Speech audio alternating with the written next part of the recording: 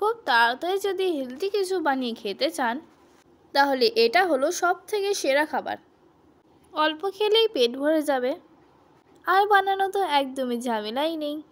তাহলে আর কথা না বাড়িয়ে রেসিপিটা দেখতে চলুন চলে যাই তোরসার কিচেনে।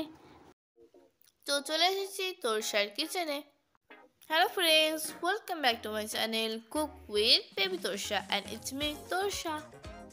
ভিডিও শুরু করার আগে আপনাদের কাছে অনুরোধ রইল, প্লিজ প্লিজ প্লিজ আমার চ্যানেলটাকে সাবস্ক্রাইব করবেন আর ফটাফট একটা লাইক দিয়ে পুরো ভিডিওটা দেখবেন।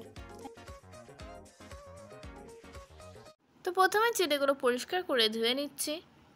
এই চিড়েটা পাতলা দানা, চিড়ের পোলাও বানাতে গেলে মোটা দানাটা হলে ভালো হয়। আমি এখানে মোটা দানাটা পেলাম না, তাই এটাই নিলাম। যাই হোক, ধুয়ে জল ছড়িয়ে নিলাম।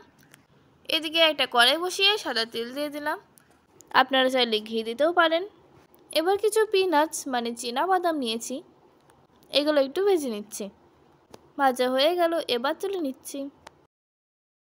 ওই কড়াইতেই দিলাম অল্প একটু জিরে আর দিলাম একটু কালো সর্ষে।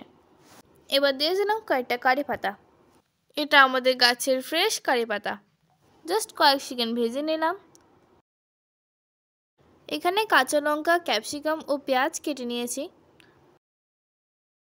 এইগুলো তেলে দিয়ে দিলাম। জাস্ট 1-2 মিনিট ভেজে নেব। সাথে সাথে দিয়ে দিচ্ছি স্বাদ মতো লবণ। আচ্ছা, আমি এটা ভেজে নিই, আপনারা ততক্ষণ চ্যানেলটা সাবস্ক্রাইব করে নিন। আর যারা পেজ থেকে দেখছেন ফটাফট ফলো করে নিন, আর যারা আগে থেকে করে গেছেন তাদেরকে অনেক অনেক ধন্যবাদ। এই যে দেখেন ভাজা হয়ে গেছে। দিচ্ছি হলুদ গুঁড়ো, একটু মিক্স করে নিলাম। এখানে আর কোনো মশলা অ্যাড করব না। এবার জল ঝরানো চিড়েগুলো দিয়ে দিলাম। খুব ভালো করে মিক্স করে নিচ্ছি। স্বাদ বাড়ানোর জন্য একটু চিনি দিয়ে দিলাম, এটা অপশনাল, আপনারা নাও দিতে পারেন। এটা ব্রেকফাস্ট অথবা ডিনারও খেতে পারেন, আর বাচ্চাদের টিফিনের জন্য এর থেকে ভালো কিছু হতেই পারে না। এবার ভেজে রাখা বাদামগুলো দিয়ে দিলাম, আবারও ভালো করে মিক্স করে নিচ্ছি। আর আপনারা দেখে তো বুঝতেই পারছেন, খুব তাড়াতাড়ি তৈরি হয়ে যায়, আর বানাতে বেশি কিছু উপকরণও লাগে না। সবশেষে দিয়ে দিলাম হাফ লেবুর রস।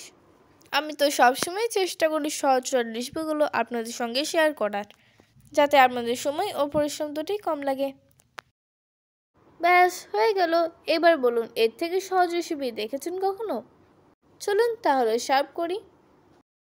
ভিডিওটা ভালো লাগলে লাইক শেয়ার করবেন। তাহলে আজ এই পর্যন্তই, দেখা হবে পরের ভিডিওতে নতুন কোনো রেসিপি নিয়ে।